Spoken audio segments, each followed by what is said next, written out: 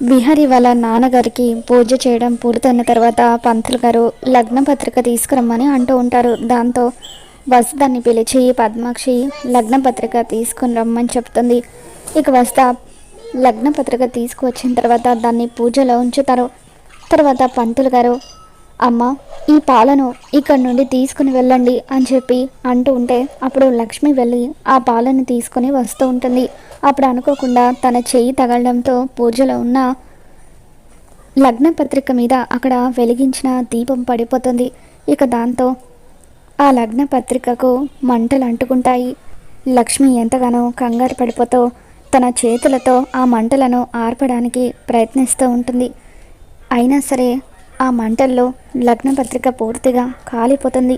ఇక దాంతో పద్మాక్షి ఎంతో ఆవేశంగా లక్ష్మి దగ్గరికి వచ్చి తనని పక్కకు లాగి గట్టిగా చెంప మీద కొడుతూ ఉంటుంది.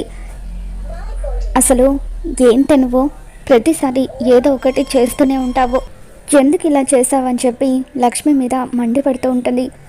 విహారి వాళ్ళ నానమ్మ ఇలా లగ్న పత్రిక కాలిపోవడం అశుభం అని చెప్పి అంటూ ఉంటే, అశుభం కాదమ్మా, ఈ లక్ష్మి కావాలనే ఇదంతా చేసింది అని చెప్పి అంటూ ఉంటుంది. ఇక అలా పద్మాక్షి లక్ష్మిని నిందిస్తూ ఉంటే లక్ష్మి ఎంతో బాధగా ఏడుస్తూ ఉంటుంది.